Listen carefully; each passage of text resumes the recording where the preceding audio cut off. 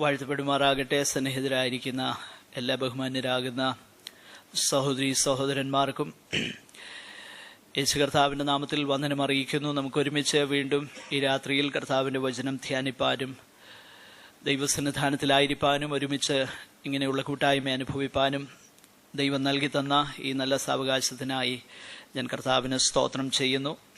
പകൽ സമയത്തെ ബദ്ധപ്പാടുകൾക്ക് ശേഷം ദൈവസന്നിധാനത്തിൽ വന്നു ചേർന്നിരിക്കുന്ന എല്ലാ പ്രിയപ്പെട്ടവരെയും ഓർത്ത് ഞാൻ ദൈവത്തിന് സ്തോത്രം ചെയ്യുന്നു. ദൈവം നിങ്ങളെ എല്ലാവരെയും സഹായിക്കുമാറാകട്ടെ. ഈ രാത്രിയിൽ തുടർന്നുള്ളതാകുന്ന ദൈവവചന പഠനം, നമ്മൾ ഒരുമിച്ചുള്ളതാകുന്ന തിരുവചന ധ്യാനം നമുക്ക് അനുഗ്രഹത്തിനും സന്തോഷത്തിനും ആത്മീകമാകുന്ന പുരോഗതിക്കും കാരണമായി തീരുവാൻ ദൈവസന്നിധാനത്തിൽ വളരെ പ്രാർത്ഥനയോടെ നമുക്ക് തുടരാം. അതിനായി ദൈവം നമ്മെ സഹായിക്കുമാറാകട്ടെ. കഴിഞ്ഞ ദിവസങ്ങളിൽ ചില ആഴ്ചകളായിട്ട് വിശുദ്ധ അപ്പോസ്തലനാകുന്ന പൗലോസ് റോമിലുള്ളതാകുന്ന വിശുദ്ധന്മാർക്ക് എഴുതിയതാകുന്ന ലേഖനമാണ് നമ്മൾ പഠിപ്പാനായിട്ട് പരിശ്രമിച്ചുകൊണ്ടിരിക്കുന്നത്. അതിൻ്റെ പ്രാരംഭ വാക്യങ്ങൾ നമ്മൾ ശ്രദ്ധിക്കുകയുണ്ടായി. ഒന്നാമത്തെ അധ്യായത്തിൽ നിന്നും ചില കാര്യങ്ങൾ ചിന്തിച്ചു. കഴിഞ്ഞ ആഴ്ചയിൽ നമ്മൾ പഠിപ്പാനായിട്ട് ആരംഭിച്ചത് അതിൻ്റെ 1-ാം അധ്യായം 18 മുതലുള്ളതാകുന്ന വേദഭാഗത്തെ ആസ്പദമാക്കിയാണ് നമുക്ക് ചിന്തിപ്പാൻ കഴിഞ്ഞത്. കഴിഞ്ഞ ആഴ്ചയിൽ പറഞ്ഞ എല്ലാ കാര്യങ്ങളും ആവർത്തിപ്പാനുള്ള സമയം നമുക്കില്ല. പല പ്രിയപ്പെട്ടവർ പുതുതായിട്ടുണ്ടെന്ന് എനിക്കറിയാമെങ്കിലും അതിനുള്ള സമയമില്ലാത്തതുകൊണ്ട് അതിലേക്ക് ഞാൻ പ്രവേശിക്കുന്നില്ല. എന്നാൽ അത്യാവശ്യമായിട്ട് 1-2 കാര്യങ്ങൾ നമ്മൾ തുടർന്ന് പറയുന്നത് മനസ്സിലാകാൻ വേണ്ടി പറയേണ്ടത് ആവശ്യമായതുകൊണ്ട് അത് മാത്രം പറഞ്ഞ് മുൻപോട്ട് പോകുവാനായിട്ട് ഞാൻ ആഗ്രഹിക്കുകയാണ്. ഈ 1-ാം അധ്യായം 18 മുതൽ 3:20 വരെയുള്ളതാകുന്ന വേദഭാഗം പൗലോസ് എന്തുകൊണ്ട് സുവിശേഷം മനുഷ്യർക്ക് ആവശ്യമായിരിക്കുന്നു, എല്ലാവർക്കും, യഹൂദന്മാർക്കും യമനന്മാർക്കും അങ്ങനെ സകലർക്കും സുവിശേഷത്തിന്റെ ആവശ്യകത എന്താ എന്നുള്ള വിഷയമാണ് പൗലോസ് ഈ വേദഭാഗത്ത് വിശദീകരിക്കുന്നത്. Why the gospel is necessary for everybody whether he is a Jew or a Gentile. ആ വിഷയത്തെക്കുറിച്ചാണ് ഈ വേദഭാഗത്ത് നമ്മൾ കാണുന്നത്. നമ്മൾ കഴിഞ്ഞ ആഴ്ചയിൽ അതിൻ്റെ പ്രധാനപ്പെട്ട അതിൻ്റെ ലിങ്കിനെ കുറിച്ച് നമ്മൾ ശ്രദ്ധിച്ചു. ആ കാര്യമൊന്നും ആവർത്തിപ്പാൻ ഇന്ന് നമുക്ക് സമയമില്ല. കഴിഞ്ഞ ആഴ്ചയിൽ നമ്മൾ പ്രധാനമായിട്ട് ചിന്തിച്ചത് അനീതി കൊണ്ട് സത്യത്തെ തടുക്കുന്ന മനുഷ്യരുടെ സകല അഭക്തിക്കും അനീതിക്കും നേരെ ദൈവത്തിന്റെ കോപം സ്വർഗത്തിൽ നിന്ന് വെളിപ്പെടുന്നു. ദൈവകോപത്തെക്കുറിച്ചുള്ളതാകുന്ന പൗലോസിന്റെ ആ വീക്ഷണം വിശേഷിച്ച് റോമാലേഖനത്തോടുള്ള ബന്ധത്തിൽ നമ്മൾ കഴിഞ്ഞ ആഴ്ചയിൽ അല്പമായിട്ട് ചിന്തിക്കുകയുണ്ടായി. ഞാൻ പ്രത്യേകമായിട്ട് ഓർപ്പിക്കാൻ ഉദ്ദേശിക്കുന്നതാകുന്ന ഒരു കാര്യം, കഴിഞ്ഞ ആഴ്ചയിൽ ഞാനത് വിശദീകരിച്ചു. ദൈവകോപം എന്ന് പറഞ്ഞാൽ ആദ്യം നമുക്ക് മനസ്സിലേക്ക് ഓടി വരുന്നത് ഒരു വലിയ ഭൂകമ്പം ഉണ്ടാകുകയോ കൊടുങ്കാറ്റടിക്കുകയോ അല്ലെങ്കിൽ അങ്ങനെയുള്ളതാകുന്ന കാര്യങ്ങൾ സംഭവിക്കുമ്പം അത് ദൈവകോപം ആണെന്ന് പൊതുവെ പറയാറുണ്ട്. ചില വർഷങ്ങൾക്ക് മുൻപ് ഒറീസയിൽ വലിയ കൊടുങ്കാറ്റടിച്ച് ഒത്തിരി പേര് മരിച്ചുപോയി. അപ്പോൾ അതിനെക്കുറിച്ച് പലരും അഭിപ്രായപ്പെട്ടത് ഇങ്ങനെയാണ്: അതിൻ്റെ തലേ വർഷമാണ് ഗ്രഹാം സ്റ്റെയിൻസിനെ അവിടെ ചുട്ടുകൊന്നത്. അതിന് പകരമായിട്ടുള്ള ദൈവത്തിൻ്റെ ഒരു ശിക്ഷയായിട്ട് പലരും അതിനെ വ്യാഖ്യാനിക്കുകയും അതിനെ പല സ്റ്റേജുകളിൽ ഇന്ത്യയിൽ വിളിച്ചു പറയുകയൊക്കെ ചെയ്യുന്നത് കേൾപ്പാൻ തക്കവണ്ണം ഇടയായി തീർന്നു. ഞാൻ പറയുന്നത് ദൈവം അങ്ങനെ ചെയ്യുകയല്ലെന്നല്ല. നിശ്ചയമായിട്ടും ദൈവം ചില സന്ദർഭങ്ങളിൽ തൻ്റെ കോപത്തിന്റെ എക്സ്പ്രസ് ആയിട്ടുള്ള പ്രദർശനം ചെയ്തു എന്ന് വരാം. എന്നാൽ അത് വാസ്തവത്തിൽ അതിനകത്ത് യാതൊരു ന്യായവുമില്ല എന്ന കാര്യം നമ്മൾ ഗ്രഹിക്കണം. കാരണം സ്റ്റെയിൻസിനെ കൊന്ന സ്ഥലം വേറെ, കാറ്റടിച്ച് ഒത്തിരി പേര് മരിച്ച സ്ഥലം എൻ്റയർലി ഡിഫറെൻ്റ് ആണ് ഒറീസയിൽ. അതുകൊണ്ട് അങ്ങനെയാകും അങ്ങനെയല്ല എന്ന് ഞാൻ പറയാൻ തുനിയുകയല്ല. പക്ഷെ അങ്ങനെ ആകാനുള്ള സാധ്യത കുറവാണ്. ഞാൻ പറഞ്ഞതിന്റെ താല്പര്യം, ദൈവകോപം എന്നൊക്കെ പറഞ്ഞാൽ ആദ്യം നമ്മുടെ ഹൃദയത്തിലേക്ക് കടന്നു വരുന്നത് ഈ കാറ്റടിക്കുന്നതും വലിയ ഇടി വെട്ടുന്നതും ഭൂകമ്പം ഉണ്ടാകുന്നതും അങ്ങനെയുള്ള കാര്യത്തെക്കുറിച്ചാണ് ദൈവകോപം എന്ന് പറഞ്ഞാൽ ആദ്യം നമ്മുടെ മനസ്സിലേക്ക് കയറി വരുന്നത്.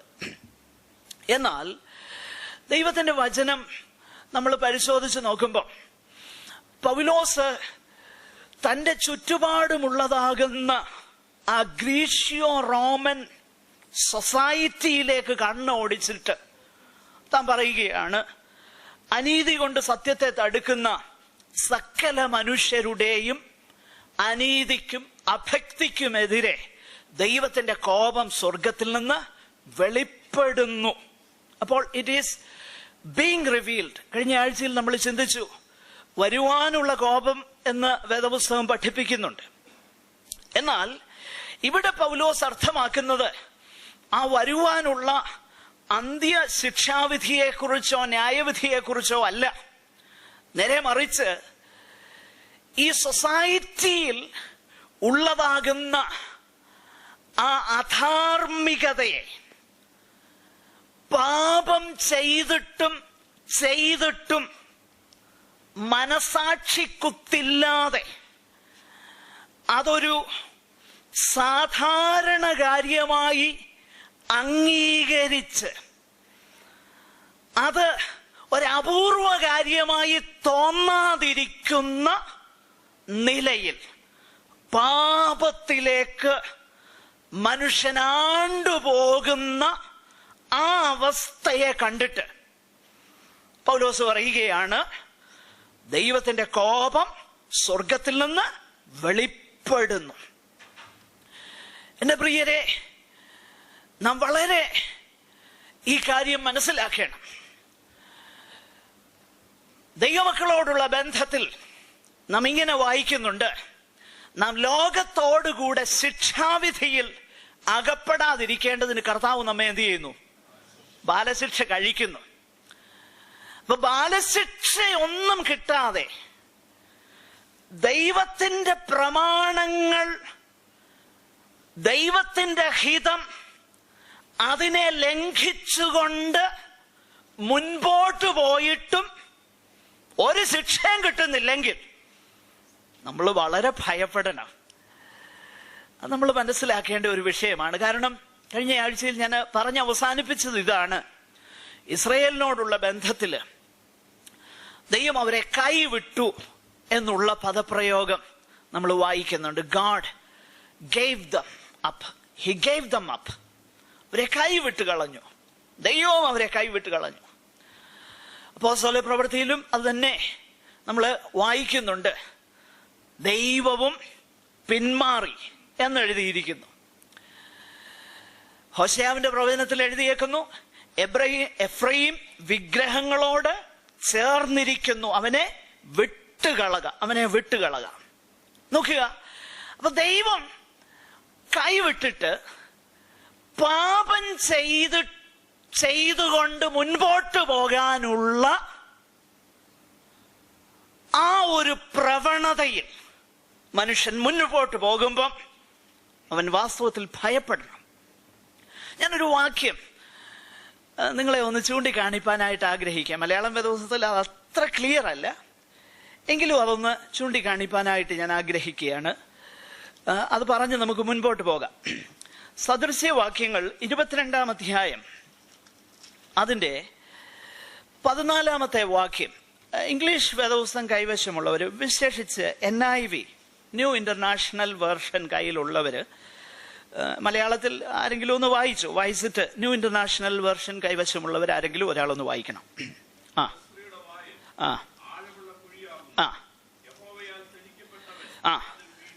യഹോവയാൽ ത്യജിക്കപ്പെട്ടവൻ അതിൽ വീഴും. ഇംഗ്ലീഷിലൊന്ന് വായിക്കാമോ?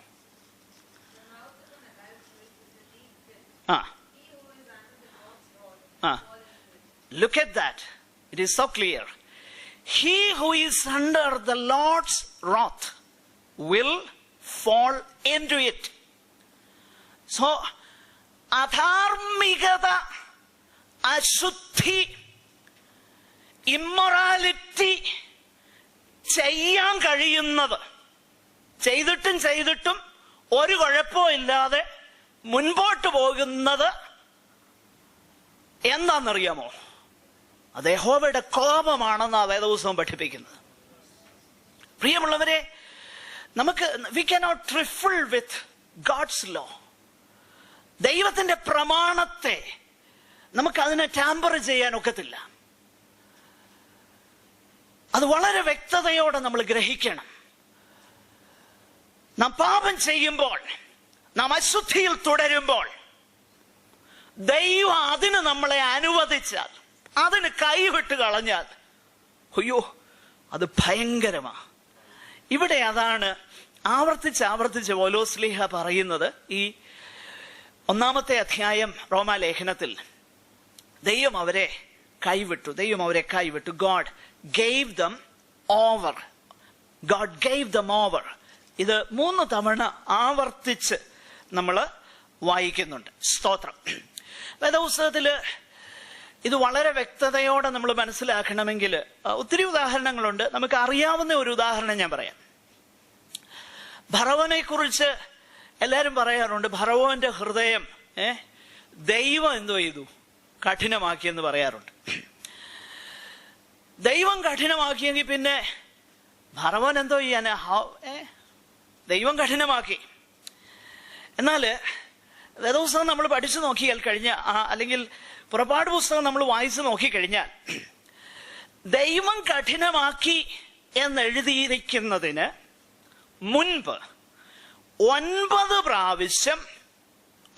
പ്രാവശ്യം ഫറവോൻ തന്റെ ഹൃദയത്തെ കഠിനമാക്കി എന്ന് എഴുതിയിരിക്കുന്നു. നമുക്ക് ആദ്യം എന്താ ചെയ്തത്? ഫറവോൻ തന്നെത്താൻ ഹൃദയത്തെ കഠിനമാക്കി. തന്നെത്താൻ കഠിനമാക്കിയപ്പം കുറെ കഴിഞ്ഞപ്പോ ദൈവം എന്ത് ചെയ്തു? ഓക്കെ, നീ കഠിനമാക്കിയില്ലേ, now I am going to harden your heart. So that was a judicial process, a judicial hardening. കാരണം ദൈവത്തിന്റെ ശിക്ഷ അവന്റെ മേൽ വീഴേണ്ടതിന് ദൈവം എന്ത് ചെയ്യുന്നറിയാമോ? ഹൃദയം കഠിനമാക്കി. അപ്പൊ സ്വയമായി ഹൃദയത്തെ കഠിനമാക്കിയാൽ നെക്സ്റ്റ് സ്റ്റെപ്പ് ദൈവം ഹൃദയത്തെ കഠിനമാക്കാൻ തുടങ്ങും. ഇത് നമ്മൾ വളരെ ഗൗരവമായിട്ട് എടുക്കേണ്ട വിഷയമാണ്. പ്രിയമുള്ളവരെ, അശുദ്ധിയെക്കുറിച്ചും പാപത്തെക്കുറിച്ചും അധാർമികതയെക്കുറിച്ചും മനസാക്ഷിക്കുത്ത് തോന്നുന്നില്ലെങ്കിൽ എന്റെ അഭിപ്രായം വി ബെറ്റർ സ്റ്റോപ്പ്. ദൈവസന്നിധാനത്തിൽ വേണമെന്നുണ്ടെങ്കിൽ 2-3 ദിവസം അവധിയെടുത്ത് ഉപവാസത്തോടും പ്രാർത്ഥനയോടും ദൈവമുഖം അന്വേഷിക്കാൻ നോക്ക്. അതാണ് വാസ്തവമായിട്ട് നമുക്ക് അനുഗ്രഹത്തിനുള്ള വഴി. നമ്മുടെ ഹൃദയം കഠിനപ്പെടുകയും നമുക്കതിനെക്കുറിച്ച് യാതൊരു പാപം ചെയ്തിട്ടൊന്നും, അശുദ്ധി പ്രവർത്തിച്ചിട്ടും, ഞാൻ അശുദ്ധി എന്നൊക്കെ പറയുമ്പം ഈ പട്ടികയിൽ ല്ലെന്ന് നമ്മൾ പറയുന്ന കാര്യങ്ങളെ കുറിച്ച് മാത്രം ഹൃദയത്തിൽ ചിന്ത വരരുത്. പ്രിയമുള്ളവരെ, ദൈവത്തിന്റെ പരിശുദ്ധാത്മാവിനോടുള്ള ആ സെൻസിറ്റിവിറ്റി നഷ്ടപ്പെട്ടിട്ടുണ്ടെങ്കിൽ നമ്മൾ എന്ത് ചെയ്യണമെന്നറിയാമോ? ദൈവസന്നിധാനത്തിൽ നമ്മളെ തന്നെ സമർപ്പിക്കണം. നാം ദൈവമുഖം അന്വേഷിക്കണം. ഇത് വളരെ അത്യന്താപേക്ഷിതമാണ്. ഞാൻ അതിനോട് ബന്ധപ്പെട്ടതല്ലെങ്കിലും നമ്മുടെ ആത്മീയമാകുന്ന പ്രയോജനത്തിനായിട്ട് ഞാൻ വഴിയെ പറഞ്ഞു എന്നേ ഉള്ളൂ. നമുക്ക് മുൻപോട്ട് പോകാം. അപ്പോൾ ഈ കാര്യം വളരെ ശ്രദ്ധിക്കണം. ദൈവകോപം എന്ന് പറഞ്ഞാൽ പുറമേ കാണുന്ന പല മാനിഫെസ്റ്റേഷൻസും അല്ല, അതിനേക്കാളും അപകടകരമായിട്ടുള്ളത് ഇവിടെ നമ്മൾ കാണുന്നു.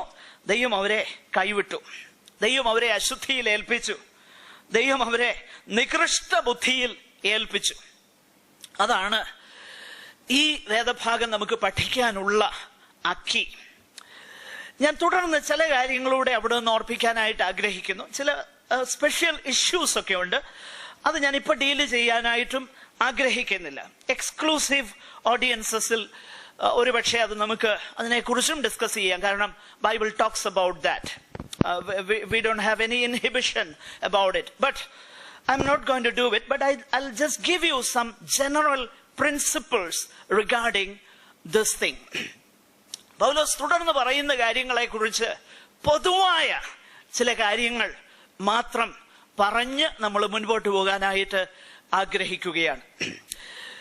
നമ്മൾ ഈ വേദഭാഗത്ത് വിശേഷിച്ച് 18 മുതൽ 20 വരെയുള്ളതാകുന്ന ആ വേദഭാഗത്ത് അവിടെ പൗലോസ് ഉപയോഗിക്കുന്നതാകുന്ന വാദഗതി തന്നെയാണ് തുടർന്നുള്ളതാകുന്ന വേദഭാഗത്തും താന് ഉപയോഗിക്കുന്നത്. എന്ന് പറഞ്ഞു കഴിഞ്ഞാൽ ആ 21 മുതൽ 24 വരെയുള്ള വാക്യങ്ങളും 25 മുതൽ 27 വരെയുള്ള വാക്യങ്ങളും 28 മുതൽ 31 വരെയുള്ളതാകുന്ന വാക്യങ്ങളും ഒരേ നിലയിലാണ്, ഒരേ പാറ്റേണിലാണ്, ഒരേ മാതൃകയിലാണ് തൻ്റെ വാദഗതിയെ താൻ വിശദീകരിക്കുന്നത്. അത് നമുക്ക് പെട്ടെന്നൊന്ന് കണ്ട് മുൻപോട്ട് പോകാം. ഒന്നാമതായിട്ട് ഈ 3 ഭാഗങ്ങളിലും ആദ്യം മനുഷ്യർക്ക് ദൈവത്തെക്കുറിച്ചുള്ളതാകുന്ന ബോധ്യത്തെക്കുറിച്ച്, അറിവിനെ കുറിച്ച് വന്നിരുന്നു, കുഴപ്പമില്ല, ദൈവത്തെക്കുറിച്ച് അല്പം ഒന്ന് ഇടം കൊടുക്കണേ പ്ലീസ്. ദൈവത്തെക്കുറിച്ചുള്ളതാകുന്ന ബോധ്യത്തെക്കുറിച്ച് പൗലോസ് പറയുന്നു. അതിന്റെ 21-ാമത്തെ വാക്യം നമ്മൾ ശ്രദ്ധിച്ചാൽ, അവര് ദൈവത്തെ അറിഞ്ഞിട്ടും, 25-ാമത്തെ വാക്യം ശ്രദ്ധിച്ചാൽ അവര് ദൈവത്തിന്റെ സത്യം അതവർക്കറിയായിരുന്നു. 28-ാമത്തെ വാക്യം ശ്രദ്ധിച്ചാൽ ദൈവത്തെക്കുറിച്ചുള്ള പരിജ്ഞാനം, ഈ 3 കാര്യങ്ങളും അവർക്കറിയായിരുന്നു. ഇത് 3ഉം അവർക്കറിയാമായിരുന്നിട്ടുകൂടി ഈ കാര്യങ്ങളോടുള്ള അവരുടെ റെസ്പോൺസ് എന്തായിരുന്നെന്ന് ഈ 3 വേദഭാഗങ്ങളിലും പൗലോസ് തുടർന്ന് പറയുന്നു. ഈ 3 ഭാഗവും നമ്മൾ ശ്രദ്ധിച്ചാൽ ദൈവം തന്നെക്കുറിച്ചുള്ള അറിവ് അവർക്ക് കൊടുത്തു, ദൈവത്തിന്റെ സത്യം അവർക്ക് കൊടുത്തു, ദൈവത്തിന്റെ പരിജ്ഞാനം അവർക്ക് കൊടുത്തു. ഇത് കൊടുത്തപ്പം ദൈവത്തിനുണ്ടായിരുന്ന ഇന്റൻഷൻ എന്താണെന്ന് പൗലോസ് അവിടെ പറയുന്നു.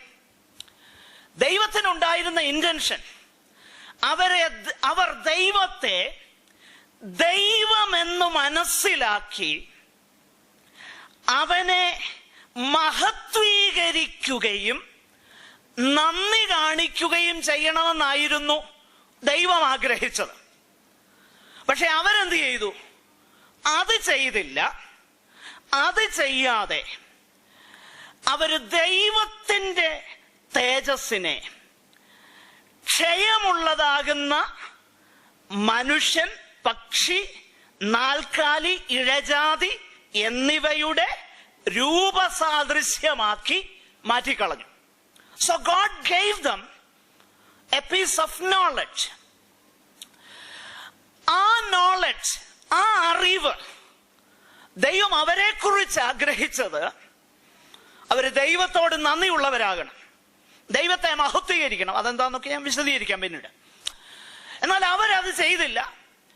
They were acting in favor of idolatry. Idolatry എന്ന് പറഞ്ഞാൽ ദൈവത്തിനൊരു റൈവലിനെ, ദൈവത്തിന് പകരമായിട്ട് ഒന്നിനെ അവര് സ്ഥാപിച്ചു, അല്ലെങ്കിൽ അതിനെ അവര് സ്വീകരിച്ചു. 25-ാമത്തെ വാക്യത്തിൽ ദൈവത്തിന്റെ സത്യം അവർ വ്യാജമാക്കി കളഞ്ഞെന്ന് എഴുതിയേക്കുന്നു. God gave them a truth, but they turned it to a lie. വ്യാജമാക്കി, അസത്യമാക്കി. 28-ാമത്തെ വാക്യത്തിൽ ദൈവത്തെ പരിജ്ഞാനത്തിൽ ധരിപ്പാൻ അവർ ഇഷ്ടപ്പെട്ടില്ല. നോക്കണം, ഈ 3 കാര്യങ്ങൾ ദൈവം അവർക്ക് കൊടുത്തെങ്കിലും അവരുടെ റെസ്പോൺസ് ഇതായിരുന്നു. അങ്ങനെ അവർ റെസ്പോണ്ട് ചെയ്തു കഴിഞ്ഞപ്പം ദൈവത്തിന്റെ റിയാക്ഷൻ എന്താണെന്നാണ് പൗലോസ് തുടർന്ന് പറയുന്നത്. ദൈവത്തിന്റെ റിയാക്ഷൻ നമ്മളവിടെ വായിക്കുന്നത് it is a repeated horrifying phrase. ദൈവത്തിന്റെ റിയാക്ഷൻ എന്താ? 24-ാമത്തെ വാക്യത്തിൽ നമ്മൾ വായിച്ചാൽ, അതുകൊണ്ട് ദൈവം അവരെ തങ്ങളുടെ ഹൃദയങ്ങളിലെ മോഹങ്ങളിൽ സ്വന്തം ശരീരങ്ങളെ തമ്മിൽ അവമാനിക്കേണ്ടതിന് അശുദ്ധിയിൽ ഏൽപ്പിച്ചു. 26-ാമത്തെ വാക്യത്തിലേക്ക് വരുമ്പോൾ, അതുകൊണ്ട് ദൈവം അവരെ അവമാന രാഗങ്ങളിൽ ഏൽപ്പിച്ചു. God abandoned them to shameful lust. 28-ാമത്തെ വാക്യത്തിൽ നാം വായിക്കുന്നു, ദൈവം അവരെ നികൃഷ്ട ബുദ്ധിയിൽ ഏൽപ്പിച്ചു. എന്തിനാ? ഉചിതമല്ലാത്തത് ചെയ്യാൻ. നീ ചെയ്തോ? ഞാൻ നിനക്ക് തന്ന പ്രകാശനത്തിന് എനിക്കൊരു ഉദ്ദേശമുണ്ടായിരുന്നു. നീ ആ ഉദ്ദേശം നിറവേറ്റാതെ നികൃഷ്ടമാകുന്ന വഴിയിലേക്ക് പോയത് കൊണ്ട് നീ നികൃഷ്ടമാകുന്ന വഴിയിലേക്ക് പൊയ്ക്കൊള്ളുക എന്ന് പറഞ്ഞ് ദൈവം അവരെ അങ്ങ് ഏൽപ്പിച്ചു. ഈ കാര്യം തുടർന്ന് നമ്മളുമായിട്ട് ഇതൊന്ന് അപ്ലൈ ചെയ്യും കേട്ടോ, അത് പിന്നീട്. എന്നാൽ അതിനു മുൻപേ നമുക്ക് ആ ഭാഗം ഒന്നുകൂടെ വിശദമായിട്ടൊന്ന് ശ്രദ്ധിപ്പാനായിട്ട് ആഗ്രഹിക്കുകയും, ഞാൻ പറഞ്ഞല്ലോ, ഒന്നാമതായിട്ട് ഈ ഭാഗം നമുക്ക് മനസ്സിലാക്കാൻ കഴിയുന്നുണ്ട്. അതായത് ഈ ചാൾസ് ഡാർവിൻ എന്ന് പറയുന്ന ആ വ്യക്തിയുടെ സിദ്ധാന്തം അനുസരിച്ച് മനുഷ്യൻ ചെറിയ അല്ലെങ്കിൽ നികൃഷ്ടമാകുന്ന അവസ്ഥയിൽ നിന്ന് പരിണമിച്ച് ഇവോൾവ് ചെയ്ത് ഇപ്പൊ ആയിരിക്കുന്ന അവസ്ഥയിലേക്ക് അല്ലെങ്കിൽ ഉന്നതമാകുന്ന അവസ്ഥയിലേക്ക് വന്നു എന്നുള്ളതാണ് basically, if I am not wrong, the evolution theory. എന്നാൽ വേദപുസ്തകം പഠിപ്പിക്കുന്നത് നേരെ തിരിച്ച. വേദപുസ്തകം പഠിപ്പിക്കുന്നത് ദൈവം മനുഷ്യനെ തന്റെ സാദൃശ്യത്തിലും സ്വരൂപത്തിലും സൃഷ്ടിച്ചു. ദൈവത്തെ പോലെ മനുഷ്യനെ എന്ത് ചെയ്തു? സൃഷ്ടിച്ചു. ദൈവത്തിന്റെ സവിശേഷമാകുന്ന പകർന്നു വെക്കാൻ കഴിയുന്ന എല്ലാ ഗുണങ്ങളും പകർന്നു വെച്ചു. സ്നേഹവും നീതിയും എന്ന് വേണ്ട, ജ്ഞാനവും അതുപോലെയുള്ള ദൈവത്തിന് മനുഷ്യന് കൊടുക്കാൻ കഴിയുന്ന കമ്മ്യൂണിക്കബിൾ ആട്രിബ്യൂട്ട്സ്, പകർന്നു വെക്കുവാൻ കഴിയുന്ന ദൈവത്തിന്റെ സ്വഭാവ സവിശേഷതകളെല്ലാം മനുഷ്യന് കൊടുത്ത് തന്റെ സ്വരൂപത്തിലും സാദൃശ്യത്തിലും ദൈവം എന്ത് ചെയ്തു? മനുഷ്യനെ സൃഷ്ടിച്ചു. എന്നാൽ മനുഷ്യൻ എന്ത് സംഭവിച്ചെന്നറിയാമോ? പാപം നിമിത്തം ആ ഏറ്റവും ഉത്തമമാകുന്ന ആ ഏറ്റവും അനുഗ്രഹിക്കപ്പെട്ട അവസ്ഥയിൽ നിന്ന് മനുഷ്യൻ ഏറ്റവും നികൃഷ്ടമാകുന്ന അവസ്ഥയിലേക്ക് അവൻ പതിച്ചു. ഇതാണ് വേദപുസ്തകം മനുഷ്യനെ കുറിച്ച് പഠിപ്പിക്കുന്നത്. ഇവിടെ 21 മുതൽ 24 വരെയുള്ള വാക്യങ്ങളിൽ ആ ഭാഗം മാത്രം നമ്മൾ അല്പം വിശദീകരിക്കും.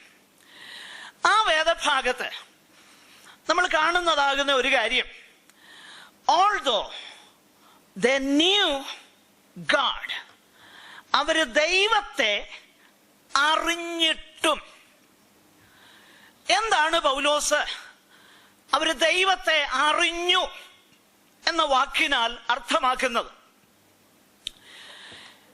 വേദപുസ്തകത്തില് വിശേഷിച്ച് പൗലോസിന്റെ മറ്റ് ലേഖനങ്ങളിൽ ഒക്കെ നമ്മൾ പരിശോധിച്ച് നോക്കിക്കഴിഞ്ഞാൽ ക്രിസ്തുവിന് പുറത്തുള്ളവരെ ദൈവത്തിന്റെ വചനം വിളിക്കുന്നത് ദൈവത്തെ അറിയാത്തവരെന്ന്. 1-2 വാക്യങ്ങളൊന്ന് വായിക്കാം. ഗലാത്യർ 4:8.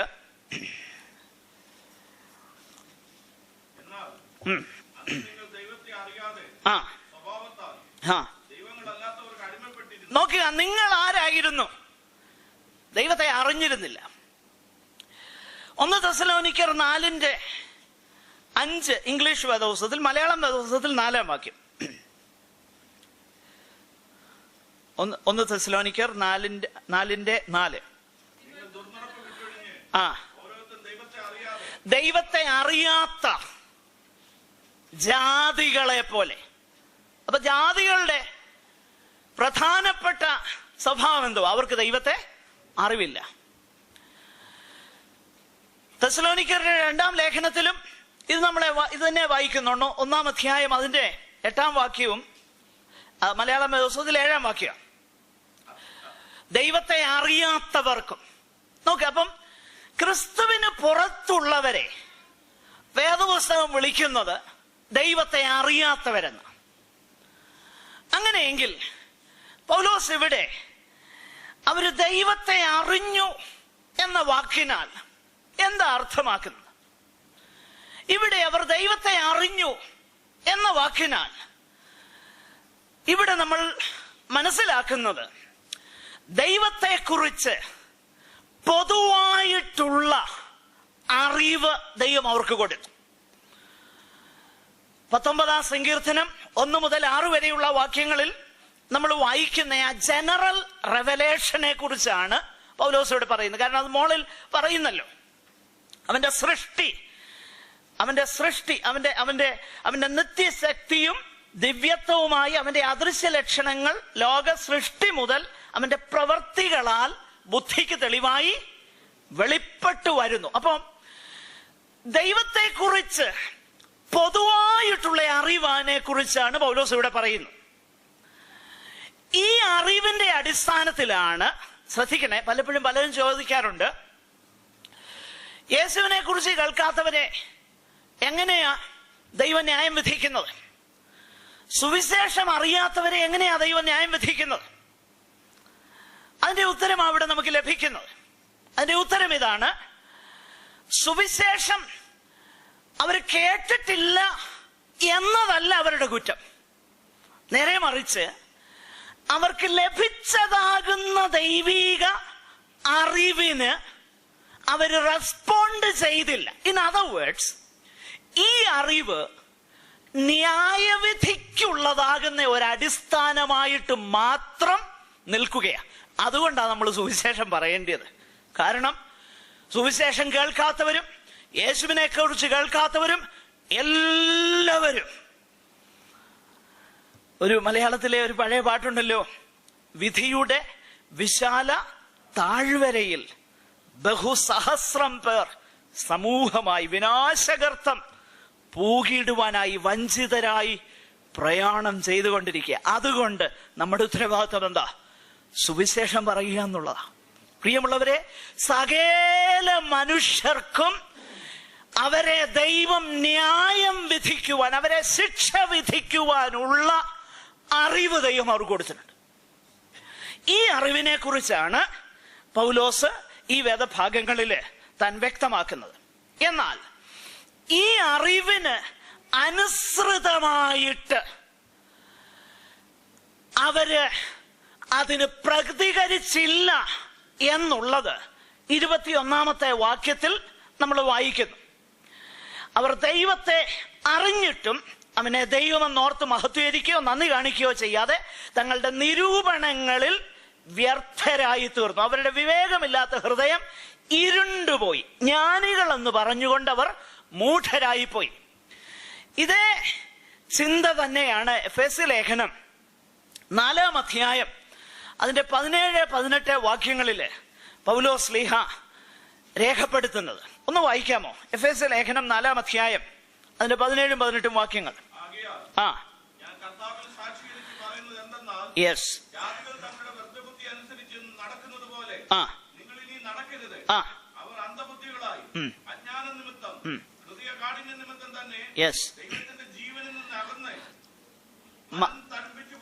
മനം തഴമ്പിച്ചു പോയവരാകും. നോക്കുക, അവർ ദൈവത്തിന്റെ ജീവനിൽ നിന്ന്,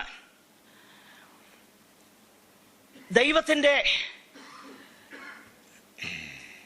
ജീവനിൽ നിന്ന് അകന്ന് മനം തഴമ്പിച്ച് പോയവരാകുന്നു. ഇതേ ചിന്തയാണ് റോമാലേഖനത്തിൽ ഈ വേദഭാഗത്ത് പൗലോസ് ശ്ലീഹ പറയുന്നത്. പ്രിയമുള്ളവരെ, അങ്ങനെ അവർ ദൈവത്തിന് പകരം ചിലതിനെ സൃഷ്ടിച്ചു. ഐഡോലട്രി, വിഗ്രഹാരാധന. ആ വിഗ്രഹാരാധന അല്ലെങ്കിൽ ദൈവത്തിന് പകരമായി ചിലത് ദൈവം അവർക്ക് കൊടുത്ത അറിവിനോട് അവർ പ്രതികരിക്കാതെ ദൈവത്തിന് പകരമായി ചിലതിനെ കൊണ്ടുവച്ചപ്പം അതവരെ എന്ത് ചെയ്തെന്നറിയാമോ? അധാർമികതയിലേക്ക് നയിച്ചു. ഈ ഒരു കാര്യമാണ് പൗലോസ് തുടർന്ന് പറയുന്നത്. നോക്കുക, ദൈവത്തെക്കുറിച്ചുള്ള അറിവ് കൊടുത്തു, ആ അറിവിന് അവർ റെസ്പോണ്ട് ചെയ്തില്ല എന്ന് മാത്രമല്ല, വിഗ്രഹാരാധികളായി അവർ തീർന്നു. വിഗ്രഹാരാധന അവരെ അധാർമികതയിലേക്ക് നയിച്ചു. ആ അവസ്ഥയിലേക്ക് ഇവര് തരം താണ് പൊക്കൊണ്ടിരിക്കുന്ന ഒരു ചിത്രമാണ് ഇവിടെ നമ്മൾ വായിക്കുന്നത്. ഇത് ജാതികളെ കുറിച്ചുള്ള കാര്യമാണ്, ഇല്ലേ? ജാതികളെ കുറിച്ച്, ദൈവത്തെക്കുറിച്ച് അറിവില്ലാത്തവരെ കുറിച്ച് ഉള്ള കാര്യമാണ് പൗലോസ് ഇവിടെ വിശദീകരിക്കുന്നത്. അതിന് സംശയമൊന്നുമില്ല. എന്നാൽ ഇവിടെ പൗലോസ് ഉപയോഗിക്കുന്ന ആ പ്രിൻസിപ്പിൾ, അത് നമ്മളൊന്ന് എടുത്തിട്ട് നമ്മുടെ ജീവിതത്തിലേക്കൊന്ന് അപ്ലൈ ചെയ്യാനായിട്ട് ഞാൻ പോകുക. അത് പറഞ്ഞ് ഞാനിന്ന് അവസാനിപ്പിക്കും. കാരണം അടുത്ത ഭാഗം നമ്മൾ അടുത്ത ആഴ്ചയിൽ ചിന്തിക്കും. ശ്രദ്ധിക്കണേ, ദൈവം അവർക്കൊരു തിരിച്ചറിവ് കൊടുത്തു, അല്ലെങ്കിൽ ഒരു അറിവ് കൊടുത്തു. ആ അറിവ് കൊണ്ട് അവര് രക്ഷ പ്രാപിക്കാനുള്ള, അല്ലെങ്കിൽ സാൽവേഷൻ മെസ്സേജ് ഒന്നും അല്ലായിരുന്നു, മിനിമം അവരെ ന്യായം വിധിക്കാനുള്ള അറിവുണ്ടായിരുന്നു. പക്ഷെ അതുകൊണ്ട് ദൈവം യാതൊരു കൺസെഷനും ചെയ്തില്ല. ഏതറിവ് കൊടുത്തോ ആ അറിവിന് റെസ്പോണ്ട് ചെയ്യാതിരുന്നത് കൊണ്ട് ദൈവം അവരെ കൈവിട്ട് കളഞ്ഞെന്ന് വായിക്കുന്നു. അങ്ങനെയാണെങ്കിൽ ഈ തത്വം, ഈ പ്രിൻസിപ്പിൾ, ഈ ന്യായം, ഈ ദൈവത്തിന്റെ സവിശേഷത എല്ലാ തലങ്ങളിലും ആപ്ലിക്കബിളാണ്. നമ്മളത് നമ്മോട് ചേർത്തൊന്ന് ചിന്തിക്കാൻ പോകുകയാണ്. നമ്മെക്കുറിച്ച് പ്രിയമുള്ളവരെ, ഇവര് ദൈവത്തിന്റെ കോപത്തിന്റെ അധീനതയിലേക്ക് പോയെങ്കിൽ, അതായത് അല്പം അറിവ് കിട്ടിയവർ അനുസരിച്ച് അവരുടെ ജീവിതം ക്രമീകരിക്കാതിരുന്നപ്പോൾ ദൈവകോപത്തിന് അധീനരായെങ്കിൽ, വ്യക്തമാകുന്ന അറിവ് ലഭിച്ചിട്ടും ആ അറിവിനനുസരിച്ച് ദൈവം ആഗ്രഹിക്കുന്ന നിലയിലേക്ക് വരാതെ ഇരിക്കുകയും വിഗ്രഹങ്ങൾ ദൈവത്തിനും നമുക്കും ഇടയിൽ വരികയും ചെയ്താൽ എന്തായിരിക്കും അതിന്റെ പരിണിത ഫലമെന്നുള്ളത് ഞാൻ വേദപുസ്തകത്തിന്റെ അടിസ്ഥാനത്തിൽ ഒന്ന് ചൂണ്ടിക്കാണിച്ച് ഇന്നത്തെ പഠനം അവസാനിപ്പിക്കാൻ ആഗ്രഹിക്കുന്നു. ഇത് വളരെ ഇമ്പോർട്ടന്റ്, ഇത് വളരെ ഗൗരവത്തോടെ നമ്മൾ കാണേണ്ട ഒരു വിഷയമാണ്. പ്രിയമുള്ളവരെ, നമ്മളെ ആരും വഞ്ചിപ്പാനിടയാകരുത്, നമ്മുടെ വിരുദ നഷ്ടപ്പെടുവാനിടയാകരുത്, നിത്യത നമുക്ക് നഷ്ടമാകാനിടയാകരുത്. അതുകൊണ്ട് ഈ കാര്യം വളരെ ഗൗരവത്തോടെ നമ്മൾ എടുക്കേണ്ട വിഷയമാണ്. ഒന്ന് ശ്രദ്ധിക്കാം. നമ്മൾ ആദ്യം കണ്ടു, ജാതികൾക്ക് ദൈവത്തെക്കുറിച്ച് ഒരു അറിവ് കൊടുത്തു എന്നുള്ളതായിരുന്നു നമ്മുടെ വിഷയം. അതിന്റെ പരിണിത ഫലങ്ങളെ കുറിച്ച് ഞാൻ അല്പമായിട്ട് പറഞ്ഞു. ഞാൻ പറഞ്ഞല്ലോ, എക്സ്ക്ലൂസീവ് ഓഡിയൻസിൽ നമുക്കത് കൂടുതൽ ഡിസ്കസ് ചെയ്യുവാൻ കഴിയും. എന്നാൽ ഇപ്പോൾ ഞാൻ അതിന് മുതിരുന്നില്ല. എന്നാൽ ആ പ്രിൻസിപ്പിൾ നമ്മൾ ഇവിടെ ഒന്ന് അപ്ലൈ ചെയ്ത് നമുക്കതിന് എങ്ങനെ നമുക്ക് ആ കാര്യങ്ങളെ മനസ്സിലാക്കാൻ കഴിയും. ഗലാത്യ ലേഖനം നമ്മൾ വായിച്ചതാകുന്ന ഒരു വാക്യം ഒന്നുകൂടെ ശ്രദ്ധിക്കണം. 4:8-9. ഗലാത്യർ 4:8-9. അന്ന് നിങ്ങൾ യെസ്, നോക്കുക, ദൈവത്തെ വേണ്ടതുപോലെ നമുക്ക് അറിയത്തില്ലായിരുന്നു ആ കാലത്ത്. അപ്പൊ നമ്മുടെ ജീവിതത്തിൽ സ്വഭാവത്താൽ ദൈവങ്ങളല്ലാത്തവർക്ക് നമ്മൾ എന്തായിരുന്നു? അടിമകളായിരുന്നു, ആണല്ലോ നമ്മൾ. എന്നാൽ ഇപ്പോൾ നമ്മുടെ അവസ്ഥയ്ക്ക് ഭേദം വന്നു. അടുത്ത വാക്യം, നിങ്ങൾ ദൈവത്തെ അറിഞ്ഞും വിശേഷാൽ ദൈവം നിങ്ങളെ അറിഞ്ഞുമിരിക്കുന്നു. അപ്പൊ ജാതികൾക്കുള്ള ദൈവത്തെ കുറിച്ചുള്ള അറിവ് ഒരു ചെറിയ അറിവ് മാത്രം ദൈവം കൊടുത്തു. എന്നാൽ ദൈവമക്കൾക്ക് ദൈവത്തെ കുറിച്ചുള്ള അറിവ് it is A to way knowledge. നാം ദൈവത്തെ അറിഞ്ഞു, ദൈവം എന്ത് ചെയ്തു? നമ്മളെ അറിഞ്ഞു. അറിയുക എന്ന ആ പദപ്രയോഗം ഒരു എബ്രായ പ്രയോഗമാ വാസ്തവത്തിൽ. അറിഞ്ഞു, വേദപുസ്തകത്തിൽ നമ്മൾ വായിക്കുന്നുണ്ടല്ലോ, he knew her എന്നതിനാൽ അതർത്ഥമാകുന്നത് ഇന്റിമേറ്റ് ആയിട്ടുള്ള നോളജ്, ഏറ്റവും അടുത്ത ആഴമാകുന്ന അഭേദ്യമാകുന്ന ഒരു ബന്ധത്തെ കുറിച്ച്. ദൈവമക്കൾ ദൈവത്തെ അറിഞ്ഞു, ദൈവം അവരെ അറിഞ്ഞെന്നും പറയുമ്പോൾ ആ ഒരു ബന്ധത്തിലേക്ക് നമ്മൾ എന്ത് ചെയ്തു? വന്നു എന്ന് പറഞ്ഞു കഴിഞ്ഞാൽ ഈ ജാതികൾക്ക് ലഭിച്ചതിനേക്കാളും വലിയ അറിവ് ദൈവം നമുക്ക് എന്ത് ചെയ്തു? തന്നു. Salvation knowledge. മറ്റവർക്ക് കൊടുത്തത് അവരെ ജഡ്ജ് ചെയ്യാനുള്ള നോളജേ കൊടുത്തുള്ളൂ. എന്നിട്ടും ദൈവം യാതൊരു എക്സ്ക്യൂസും ഇല്ലാതെ അവരെ ജഡ്ജ് ചെയ്യുക. ഇവിടെ ദൈവം രക്ഷപ്രാപിപ്പാനുള്ള അറിവ് നമുക്ക് തന്നു. 2 തിമോഥെയോസിന്റെ ലേഖനത്തിൽ അതിന്റെ 19-ാം വാക്യത്തിൽ ഇതേ കാര്യം പൗലോസ്ലീഹ പറയുന്നുണ്ട്. കർത്താവ് തനിക്കുള്ളവരെ അറിയുന്നു. അപ്പൊ നാം ദൈവത്തെ അറിയുന്നെന്ന് മാത്രമല്ല, ദൈവം നമ്മളെ എന്ത് ചെയ്യുന്നു? അറിയുന്നു. എന്നാൽ ദൈവം അറിയുന്നു, നാം ദൈവത്തെ അറിയുന്നു എന്നൊക്കെ തിരുവചനത്തിൽ വായിക്കുന്നെങ്കിലും നമ്മുടെ വാഴ്ത്തപ്പെട്ടവനാകുന്ന കർത്താവ് പറയുന്ന ഭയാനകരമാകുന്ന ഒരു വാക്കുണ്ട്. അത്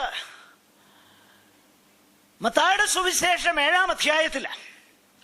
അതിങ്ങനെയാണ്: അധർമ്മം പ്രവർത്തിക്കുന്നവരെ എന്നെ വിട്ട് പോകുവിൻ, ഞാൻ നിങ്ങളെ ഒരു നാളും അറിഞ്ഞില്ല. I never knew you. എന്തുകൊണ്ടാണ് അവരെ ദൈവം അറിഞ്ഞില്ലെന്ന് പറയാനുള്ള കാര്യം? അതിനുള്ള കാരണം എന്തെന്നുള്ളത് നമ്മൾ വളരെ മനസ്സിലാക്കണം. ദൈവത്തിനിടയിൽ, ദൈവത്തിനും മനുഷ്യനും ഇടയിൽ ഒരു റൈവല് വന്നു, ഒരു വിഗ്രഹം വന്നു. അതായിരുന്നു ജാതികളുടെ പ്രശ്നം. അങ്ങനെയെങ്കിൽ ഇവിടെ ഒരു കൂട്ടരോട് പറയുക, നിങ്ങളെ ഞാൻ ഒരു നാളും അറിഞ്ഞില്ല. എന്താ പ്രശ്നം?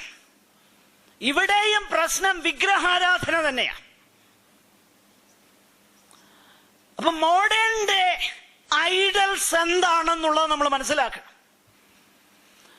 ആധുനിക കാലത്ത് ഒരുപക്ഷെ കാണാൻ കഴിയുന്ന വിഗ്രഹങ്ങളെ വെച്ച് ദൈവത്തിന് പകരമായിട്ട് ആരാധിക്കുന്നില്ലായിരിക്കാം. എന്നാൽ ദൈവത്തിന്റെ വചനം വളരെ വ്യക്തമായിട്ട് മുന്നറിയിപ്പ് നൽകുന്നത് നമ്മൾ ശ്രദ്ധിക്കണം. ചില വാക്യങ്ങളൊന്ന് വായിച്ചേ. എഫേസ്യ ലേഖനം 5-ാം അധ്യായം അതിന്റെ 5-ാം വാക്യവും ആ വാക്യം വായിക്കാം. അതിനുശേഷം കൊലോസ്യ ലേഖനം 3:5.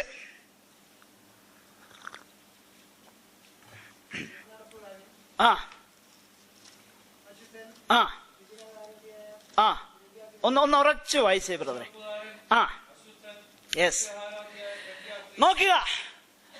ദുർനടപ്പുകാരൻ, അശുദ്ധൻ, വിഗ്രഹാരാധിയായ ദ്രവ്യാഗ്രഹി. അപ്പോൾ ദ്രവ്യാഗ്രഹം എന്നുള്ളത് എന്താ? വിഗ്രഹാരാധനയാ. എന്റെ ഒപ്പം നിങ്ങൾ വരണേ. ദൈവത്തിനും നമുക്കുമിടയിൽ വരുന്നതാകുന്ന ആ കാര്യം, ആ വിഗ്രഹങ്ങളെ കൊണ്ടുവെക്കുക. അവരുടെയും പ്രശ്നം അതായിരുന്നു. അവരും വിഗ്രഹാരാധികളായി തീർന്നു. ഇവിടെ ദൈവത്തിന്റെ വചനം വിശുദ്ധന്മാർക്ക് എഴുതുമ്പം ഈ ലേഖനത്തിൽ പറയുകയാ, വിഗ്രഹാരാധിയായ ദ്രവ്യാഗ്രഹി. അവനെ ഏത് ഗണത്തിലാ പെടുത്തിയേക്കുന്നതെന്നറിയോ? അവനെ പെടുത്തിയേക്കുന്നത് ഏത് ഗണമാണെന്നുള്ളതൊന്ന് ശ്രദ്ധിച്ചേ. ദുർനടപ്പുകാരൻ, അശുദ്ധൻ. ശ്രദ്ധിക്കണേ. ദുർനടപ്പുകാരനെ നമ്മൾ കണ്ടം ചെയ്യും. എന്നാൽ ദൈവഭക്തി ആദായ സൂത്രമാക്കുന്ന ഒരുവനെ കുറിച്ച് നമുക്കൊരു പരാതിയുമില്ല. നമ്മൾ അതിന് പേ ചെയ്യാനും ഒരുക്കുക. കാരണം മുമ്പേ പറഞ്ഞ കാര്യങ്ങളൊക്കെ അവിടെ ഉണ്ട്. എന്തുണ്ട്? ഭൂതങ്ങളെ പുറത്താക്കുന്നു, നിന്റെ നാമത്തിൽ രോഗികളെ സൗഖ്യമാക്കുന്നു, എന്തെല്ലാം കാര്യങ്ങൾ ചെയ്യുന്നു.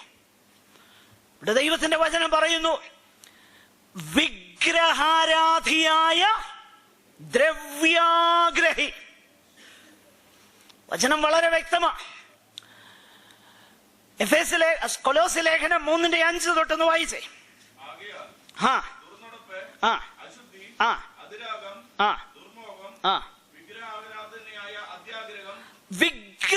വിഗ്രഹാരാധനയായ അത്യാഗ്രഹം. അത്യാഗ്രഹം. പ്രിയമുള്ളവരെ, നാം മനസ്സിലാക്കണം. എന്നാൽ ഇന്ന് നമുക്ക് പറ്റിയേക്കുന്ന കുഴപ്പം എന്തുവാ? വിഗ്രഹാരാധനയെ പ്രോത്സാഹിപ്പിക്കുന്ന, എന്റെ ചിന്ത നിങ്ങൾ എന്റെ ഒപ്പം എന്നെ മിസ്അണ്ടർസ്റ്റാൻഡ് ചെയ്യരുത്, വിഗ്രഹാരാധനയെ പ്രോത്സാഹിപ്പിക്കുന്ന പ്രസംഗങ്ങളാണ് ഇന്ന് പുൾപിറ്റിൽ നിന്ന് കേൾക്കുന്നത്, അല്ലേ? നമ്മുടെ അത്യാഗ്രഹത്തെ വർദ്ധിപ്പിക്കുന്ന, ദൈവത്തെക്കാൾ ഉപരിയായി സ്റ്റഫ്, അതിനോടുള്ള ആർത്തി കൂട്ടുന്ന, ഈ ലോകത്തിലുള്ള നശ്വരമാകുന്ന വിഷയങ്ങൾക്ക് മോഹം വർദ്ധിപ്പിക്കുന്ന, പ്രിയമുള്ളവരെ, ഇതെല്ലാം ചെയ്യുന്നത് ആരുടെ പേരിലാണെന്നറിയാമോ?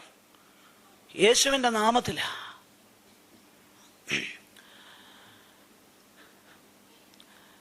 പണ്ട് കർത്താവ് പറഞ്ഞു, നിങ്ങൾ ഇതിനെക്കുറിച്ച് വിചാരപ്പെടുന്നത് എന്തിനാ? സ്വർഗസ്ഥനാകുന്ന നിങ്ങളുടെ പിതാവിന് നിങ്ങൾക്കിതൊക്കെ ആവശ്യമെന്ന് അറിയാമെന്ന് കർത്താവ് പറഞ്ഞു. അപ്പൊ അതിനെക്കുറിച്ച് നിങ്ങൾ ഇനിയും വിചാരപ്പെടുകയും വേണ്ട. പക്ഷേ ഇത് കർത്താവ് പറഞ്ഞ് ഏകദേശം 20 നൂറ്റാണ്ട് കഴിഞ്ഞപ്പോ കർത്താവിന്റെ മനസ്സങ്ങ് മാറി. മനസ്സ് മാറിയിട്ട് ഇന്ന് പറയുന്നതെല്ലാം എന്താണെന്നറിയാമോ? കർത്താവിന്റെ നാമത്തിൽ. നോക്കണേ, അന്ന് കർത്താവ് അത് പറഞ്ഞു കഴിഞ്ഞ് 20 നൂറ്റാണ്ട് കഴിഞ്ഞപ്പോ ഒന്നീ മനസ്സ് മാറി, അല്ലെങ്കിൽ സെക്കൻഡ് പേഴ്സൺ ഓഫ് ദ ട്രിനിറ്റിയും തേർഡ് പേഴ്സൺ ഓഫ് ദ ട്രിനിറ്റിയും തമ്മിൽ ഒരാശയക്കുഴപ്പം ഉണ്ടായി. ന്യായമായിട്ട് അങ്ങനെയാ ചിന്തിക്കേണ്ടത്. അതുകൊണ്ട് പരിശുദ്ധാത്മാവ് പറയുന്നു, മകനെ, മകളെ, അത് ഇത് ഞാൻ കൂടുതൽ പറയുന്നില്ല. എന്റെ പ്രിയരെ, വിഗ്രഹാരാധന വിട്ടോടുവീൻ. വിഗ്രഹാരാധന വിട്ടോടണം.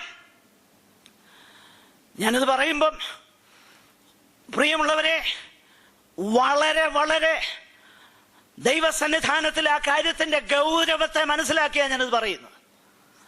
വളരെ ഗൗരവത്തെ ഞാൻ മനസ്സിലാക്കുന്നു. അപ്പൊ ഇന്ന് നശ്വരമാകുന്ന ഈ ഭൂമിയിലുള്ളതിലേക്ക് നമ്മുടെ ശ്രദ്ധയെ തിരിക്കുന്നതൊക്കെ എവിടുന്ന? പിതാവിങ്കൽ നിന്നുള്ളതാണോ? ലോകവും അതിന്റെ മോഹവും ഒഴിഞ്ഞു പോകും. ഇതൊന്നും ജഡമോഹം, കൺമോഹം, ജീവനത്തിന്റെ പ്രതാപം, ഇതൊന്നും പിതാവിങ്കൽ നിന്നല്ലെന്ന് വ്യക്തതയോടെ വചനം പറയുന്നുണ്ട്. ദൈവമക്കൾ വഞ്ചിക്കപ്പെട്ടു പോകരുത് കേട്ടോ. വളരെ വ്യക്തതയോടെ നമ്മൾ മനസ്സിലാക്കണം. കൊലോസ്യ ലേഖനത്തിൽ നമ്മൾ ആ കാര്യം വായിക്കുന്നു. താഴോട്ട് പറയുന്നത് വളരെ ശ്രദ്ധയോടെ വീട്ടിൽ പോയി വായിച്ചു നോക്കണം. ഞാൻ എൻ്റെ വാക്കുകളെ പെട്ടെന്ന് മുൻപോട്ട് കൊണ്ടുപോയി അവസാനിപ്പിക്കാനായിട്ട് ഒന്ന് രണ്ട് കാര്യം കൂടെ പറയേണ്ടതുണ്ട്. തിമോഥെയോസിന്റെ ലേഖനത്തിലും ഇതേ കാര്യം തന്നെ. 1 തിമോഥെയോസ് 6:10 ഒന്ന് വായിച്ചേ. ദ്രവ്യാഗ്രഹം സകലവിധ ദോഷത്തിനും മൂലമല്ലോ. പിന്നെ അടുത്തത്, ഇത് ചിലർ കാംക്ഷിച്ചിട്ട്, ശ്രദ്ധിക്കണം, ഇത് ചിലർ കാംക്ഷിച്ചു, അവരെന്ത് ചെയ്തു? വിശ്വാസം വിട്ടുഴന്നെന്നാ പറയുന്നേ. പ്രിയമുള്ളവരെ, നാം വളരെ വളരെ ശ്രദ്ധിക്കണം ഈ കാലഘട്ടത്തിൽ. ഇത് ചിലർ കാംക്ഷിച്ചപ്പോ അവർ വിശ്വാസം വിട്ടുഴന്നു. ബഹുദുഃഖങ്ങൾക്ക് അവർ എന്തായി തീർന്നു? അധീനരായി തീർന്നു. അങ്ങനെയെങ്കിൽ ദൈവത്തിന്റെ വചനം വളരെ വ്യക്തതയോടെ നമ്മെ പ്രബോധിപ്പിക്കുകയാണ്. നമുക്കും ഒരു പ്രകാശനം കിട്ടി ഇല്ലേ? ദൈവത്തെക്കുറിച്ചുള്ളതാകുന്ന ഒരു നോളജ്, ഒരറിവ്. നാം ദൈവത്തെ അറിഞ്ഞു, ദൈവം നമ്മെ അറിഞ്ഞു. പക്ഷെ ഇസ്രായേല്യര് ചെയ്തത് തന്നെ നമ്മളും റിപ്പീറ്റ് ചെയ്യുകയാണ്. അവരെന്താ ചെയ്തത്? 106 സങ്കീർത്തനത്തിന്റെ 20 വാക്യം വായിച്ചാൽ, തങ്ങളുടെ മഹത്വമായവനെ പുല്ല് തിന്നുന്ന കാളയോട് സാദൃശ്യമാക്കി തീർത്തു. നോക്കണം, ദൈവത്തെ ആരാക്കുന്നു? ഈ അവസ്ഥയിലേക്ക് ദൈവത്തെ കാരിക്കേച്ചർ ചെയ്യുന്ന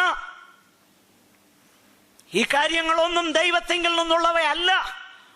നാം അത് മനസ്സിലാക്കണം. വിഗ്രഹാരാധന അത് നമ്മൾ വിട്ടോടണം. ഇല്ലെങ്കിൽ എന്നാ സംഭവിക്കുന്നതെന്നറിയാമോ? സംഭവിക്കുന്നത് എന്താണെന്നുള്ളത് ദൈവത്തിന്റെ വചനം വളരെ വ്യക്തതയോടെ പഠിപ്പിക്കുന്നുണ്ട്. 1-2 വാക്യങ്ങൾ നാം വളരെ ശ്രദ്ധയോടെ മനസ്സിലാക്കണം. എബ്രായ ലേഖനത്തിൽ അതിന്റെ 6:4 പെട്ടെന്നൊന്ന് വായിക്കാം. നോക്കുക, അറിയാം, നമുക്ക് ആ ഭാഗം അറിയാം. ഒരിക്കൽ പ്രകാശനം ലഭിച്ചു, സ്വർഗീയദാനം ആസ്വദിച്ചു, പിന്നെ പരിശുദ്ധാത്മാവിനെ പ്രാപിച്ചു, ദൈവത്തിന്റെ നല്ല വചനവും വരുവാനുള്ള ലോകത്തിന്റെ ശക്തിയും ആസ്വദിക്കുകയും ചെയ്തവർ. ഇതെല്ലാം ആസ്വദിച്ചു.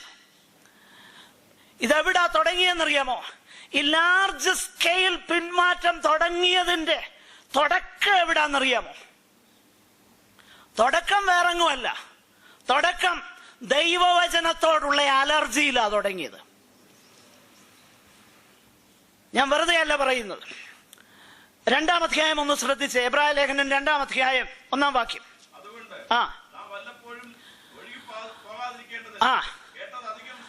നോക്കുക, അപ്പൊ എവിടെയാ തുടങ്ങിയെന്നറിയാമോ? Drifting away. അത് തുടങ്ങി. കേട്ടത് അധികം ശ്രദ്ധയോടെ കരുതിക്കൊള്ളണമായിരുന്നു, പക്ഷെ കരുതിയില്ല. അതല്ലായിരുന്നു ഇമ്പോർട്ടൻസ്.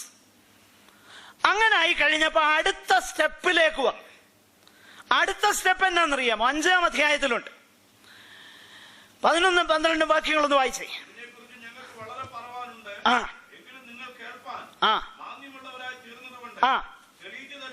നോക്കുക, ഞങ്ങൾക്ക് വളരെ പറയാനുണ്ട്, പക്ഷെ നിങ്ങൾ എന്തായി തീർന്നു? കേൾപ്പാൻ മാന്യമുള്ളവരായി തീർന്നു, ആയിത്തീർന്നു. ഒരു കാലത്ത് ദൈവത്തിന്റെ വചനം അവരുടെ ഹൃദയങ്ങളെ ത്രസിപ്പിച്ചിരുന്ന ഒരു സന്ദർഭം ഉണ്ടായിരുന്നു. കുറച്ചു കഴിഞ്ഞപ്പം ഇതെന്തായി തീർന്നറിയാം? മാന്യമായി തീർന്നു. അവർക്ക് മനസ്സിലാകുന്നില്ല. പ്രിയമുള്ളവരെ, ഇതൊരു വലിയ പ്രശ്നമാണ്. മനസ്സിലാകാത്തത് നാം മനസ്സിലാക്കണം, ദൈവത്തിന്റെ പരിശുദ്ധാത്മാവിന് നാം വിധേയപ്പെടാത്തത് കൊണ്ടാണ് മനസ്സിലാകാത്തത്. യേശു കർത്താവ് തന്റെ ശിഷ്യന്മാരുടെ കൂടെ ഇരുന്നപ്പോ അവരോട് പല കാര്യങ്ങൾ പറഞ്ഞു. പല കാര്യങ്ങളും പറയുമ്പോൾ അവർക്ക് വേറെ വല്ലതൊക്കെയാ തിരിയുന്നേ. പരീശന്മാരുടെ പുളിച്ച മാവ് സൂക്ഷിച്ചോണോ എന്ന് പറയുമ്പോൾ തിരിയുന്നത് നമ്മൾ അപ്പത്തിന്റെ കൊട്ട എടുക്കാഞ്ഞത് കൊണ്ടെന്നാ തിരിയുന്നത്. അങ്ങനെയായിരുന്നു ആദ്യം. എന്നാൽ കർത്താവ് പറഞ്ഞു, എന്നാൽ അവൻ വരുമ്പോൾ, ആര്? സത്യത്തിന്റെ കാര്യസ്ഥൻ. അവൻ വന്നു കഴിയുമ്പം ഇതെല്ലാം ക്ലിയർ ആകും. അവിടുന്ന് വന്നു കഴിഞ്ഞപ്പം ശിഷ്യന്മാർക്ക് പിന്നെ ഒരു സംശയവുമില്ല. അങ്ങനെയെങ്കിൽ ഇന്ന് ദൈവവചനം മനസ്സിലാകാത്തതിന്റെ പ്രശ്നം ദൈവത്തിന്റെ പരിശുദ്ധാത്മാവിന് ദൈവസഭ വിധേയപ്പെടാത്തത് കൊണ്ട്. ദൈവവചനത്തോടുള്ള അലർജിയുടെയും പ്രശ്നം ഇത് തന്നെയാണ്. വളരെ ശ്രദ്ധിക്കണം. അങ്ങനെ അടുത്ത സ്റ്റെപ്പിലേക്ക് അവർ പോയി, ലാർജ് സ്കെയിൽ അപ്പോസ്റ്റസി. അതാണ് നമ്മൾ വായിക്കുന്നത്. അവരങ്ങ് പിന്മാറി പോകുന്നത്. അങ്ങനെ സംഭവിച്ചാൽ എന്ത് സംഭവിക്കുമെന്നറിയാവോ? അതിന്റെ 10-ാമത്തെ അധ്യായത്തിലേക്ക് വരുമ്പോൾ എഗെയിൻ നമ്മൾ പഠിച്ചതാകുന്ന ഈ തത്വം തന്നെ അവിടെ ആവർത്തിച്ച് കാണാം നമുക്ക്. സത്യത്തിന്റെ പരിജ്ഞാനം ലഭിച്ച ശേഷം നാം മനഃപൂർവ്വം പാപം ചെയ്താൽ, ഇവർക്കും ഉണ്ടായിരുന്നു ദൈവത്തെക്കുറിച്ച് ഒരു അറിവ് അവർക്ക് കൊടുത്തു, പക്ഷെ അവരെന്ത് ചെയ്തില്ല? അതിനോട് റെസ്പോണ്ട് ചെയ്തില്ല. ഇവിടെ വിശ്വാസികളെ കുറിച്ച് പറയുക, അവരും എന്ത് ചെയ്തു? സത്യത്തെ, they rejected God's word and God's truth. അവിടെ എക്സ്പ്ലെയിൻ ചെയ്യണമെന്ന് എനിക്ക് ആഗ്രഹമുണ്ടെങ്കിൽ സമയമില്ല, ഞാൻ മുൻപോട്ട് പോകട്ടെ. ദൈവത്തിന്റെ വചനം അവർക്ക് വേണ്ട, ഒന്നാമത്തെ സ്റ്റെപ്പ്. അടുത്ത സ്റ്റെപ്പ് 29-ാമത്തെ വാക്യം. അവരെന്ത് ചെയ്യുന്നറിയാമോ? ദൈവപുത്രനെ എന്ത് ചെയ്തു? ചവിട്ടിക്കളഞ്ഞു. Next step. നമ്മൾ പലരും സഭയിലുണ്ടാകും, ദശാംശം കൊടുക്കുന്നുണ്ടാകും, പക്ഷെങ്കിൽ നാം മനസ്സിലാക്കണം, ഒരിക്കലും പാപത്തിൽ, അശുദ്ധിയിൽ തുടർന്നുകൊണ്ട് ഒരു ദൈവ പൈതലിനായിരിക്കാൻ കഴിയത്തില്ല. ഒന്നിൽ അവന്റെ മനസാക്ഷി മരവിച്ചു പോകും. ഈ അവസ്ഥയിലേക്ക് അവൻ അങ്ങ് പോകും. അങ്ങനെ പോയി കഴിഞ്ഞാൽ എന്തോ സംഭവിക്കുമെന്നറിയാമോ? അവൻ കൃപയുടെ ആത്മാവിനെ നിന്ദിക്കുന്നു. നോക്കണം, ആ ട്രയൂൺ ഗോഡിനെ റിജക്റ്റ് ചെയ്യുക. ദൈവത്തിന്റെ വചനം റിജക്റ്റ് ചെയ്യുന്നു, ദൈവത്തിന്റെ പുത്രനെ ചവിട്ടിക്കളയുന്നു, കൃപയുടെ ആത്മാവിനെ എന്ത് ചെയ്യുന്നു? നിന്ദിക്കുന്നു. അങ്ങനെ ചെയ്താൽ, ഡെലിബറേറ്റ് ആയിട്ട് നാം ചെയ്താൽ എന്തോ സംഭവിക്കുമെന്നറിയാമോ? കഠിനമേറിയ ശിക്ഷയ്ക്ക് പാത്രമാകും. 31-ാം വാക്യം. ജീവനുള്ള ദൈവത്തിന്റെ കയ്യിൽ വീഴുന്നത് ഭയങ്കരം. മനസ്സിലാക്കുക, God gave them over. ആ ഒരറിവിന് റെസ്പോണ്ട് ചെയ്യാത്തവരോടുള്ള ദൈവനീതി അതാണെങ്കിൽ, ദൈവത്തെ അനുഭവിച്ചറിയുവാൻ വിളിക്കപ്പെട്ട നാം ദൈവവചനത്തിന് റെസ്പോണ്ട് ചെയ്യാതെ, അനുതാപമില്ലാതെ, മാനസാന്തരമില്ലാതെ, വേർപാടില്ലാതെ, വിശുദ്ധിയില്ലാതെ നാം മുൻപോട്ട് പോയാൽ സംഭവിക്കുന്നത് എന്തെന്നുള്ളത് നമ്മൾ മനസ്സിലാക്കണം. വിഗ്രഹാരാധികളായി നാം തീരരുത്. നാം വിഗ്രഹാരാധനയെ വിട്ടോടണം. സ്തോത്രം. എന്റെ പ്രിയരെ, നമ്മുടെ ഹൃദയങ്ങളെ ദൈവസന്നിധാനത്തിൽ നമുക്ക് സമർപ്പിക്കാം. കർത്താവിന്റെ പരിശുദ്ധാത്മാവ് നമ്മോട് സംസാരിച്ചുവെങ്കിൽ ഒരു നിമിഷം നമുക്ക് നമ്മെ തന്നെ ഏൽപ്പിച്ചു കൊടുക്കാം. എന്റെ പൊന്നു കർത്താവേ, ഹല്ലേലൂയ, നീ മാത്രം ഞങ്ങൾക്ക് മതി. നിന്റെ സാന്നിധ്യമാണ് ഞങ്ങൾക്ക് വേണ്ടത്. ഹല്ലേലൂയ, നീ ഒഴികെ ഞങ്ങൾക്ക് ഈ ഭൂമിയിൽ ഒരു നന്മയുമില്ല. സ്തോത്രം. സ്വർഗത്തിൽ ഞങ്ങൾക്ക് ആരുള്ളൂ? എന്നാൽ അത് മാത്രമല്ല, ഭൂമിയിലും നിന്നെ അല്ലാതെ ഞങ്ങളൊന്നും ആഗ്രഹിക്കുന്നില്ല. ഹല്ലേലൂയ, നീ അല്ലാതെ ഞങ്ങൾക്ക് ഈ ഭൂമിയിലും ഒന്നും വേണ്ട എന്ന് പറയുവാൻ കർത്താവിനോട് പറ്റ പറ്റിച്ചേരുവാൻ കർത്താവെ നീ ഞങ്ങളോട് സംസാരിച്ച, നീ ഞങ്ങൾക്ക് തന്ന ആ അറിവിനോട് പലപ്പോഴും ദൈവത്തിന്റെ ആത്മാവ് ഞങ്ങളോട് സംസാരിച്ചതിന് ഞങ്ങൾ റെസ്പോണ്ട് ചെയ്യാതെ പോയ ആ പാപം ഞങ്ങളോട് ക്ഷമിക്കണമേ. ഹല്ലേലൂയ. കർത്താവെ, നിന്റെ വചനത്തിന് മുൻപാകെ ഞങ്ങളെ തന്നെ സമർപ്പിക്കുന്നു എന്ന് നമുക്ക് പറയാം. നമുക്ക് വീണ്ടും പ്രാർത്ഥിക്കാം.